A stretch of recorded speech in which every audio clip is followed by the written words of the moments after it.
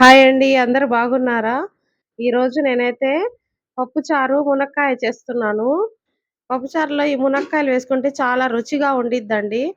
సాంబార్ చేయడం చాలా లేట్ అయిద్ది కాబట్టి ఇలా చేసుకోవచ్చు అప్పుడప్పుడు. ఎలా చేయాలో చూసేద్దాం రండి.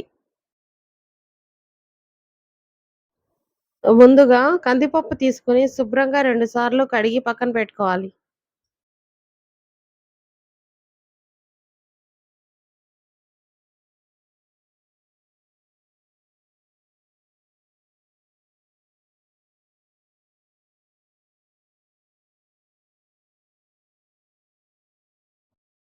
కందిపప్పు కడిగి పక్కన పెట్టుకున్నాను.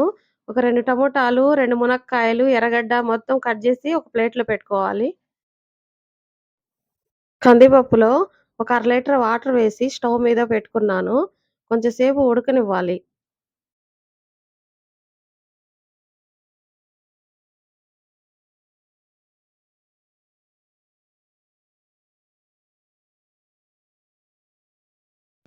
ఒకసారి పొంగొచ్చిన తర్వాత ప్లేట్ తీసేసి దాంట్లో ఒక హాఫ్ టేబుల్ స్పూన్ పసుపు, 1:30 టేబుల్ స్పూన్ కారము, టమోటాలు, ఎర్రగడ్డలు, మునక్కాయ, దాంతో పాటే పచ్చి మామిడికాయ కూడా ఒకటి వేశానండి.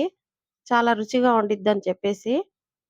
మొత్తం వేసి ఇంక మూత పెట్టేయాలి. ఇంకొంచెం నీళ్లు గూడా, నీళ్లు కొంచెం తగ్గినట్టున్నాయి. కొంచెం నీళ్లు గూడా వేస్తున్నాను. పప్పు ఉడికేంత వరకు ఈ విధంగా ఉడికించుకోవాలి. దాంతో పాటే మునక్కాయ గూడా ఉడికిపోయిద్ది. దబర్లో అయితే మునక్కాయలు విడిగా తీసుకొని బాగా పప్పు ఎనుపుకోవచ్చు. అందుకని నేను కుక్కర్‌లో అయితే పెట్టలేదు.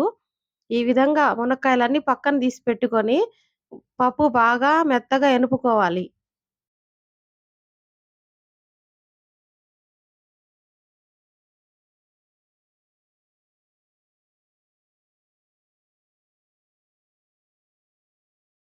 కొంచెం ఉప్పు వేసుకొని బాగా మెత్తగా ఎనుపుకోవాలి ఈ విధంగా. పప్పు బాగా మెత్తగా అయితే ఎనిపేసాను. దాంట్లో ఒక 2 గ్లాసులు నీళ్లు పోసుకొని, ఆ మునక్కాయలు మొత్తము అందులో వేసి బాగా కలుపుకున్నాను.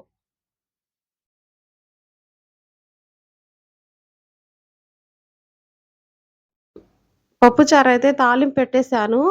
సింపుల్‌గా అయిపోయింది. సాంబార్ చేయలేనప్పుడు ఈ విధంగా మునక్కాయేసి పప్పుచారు చేసుకోవచ్చు.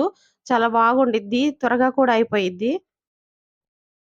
నా వీడియో మీకు నచ్చినట్లయితే లైక్ చేసి సబ్స్క్రైబ్ చేసుకోండి.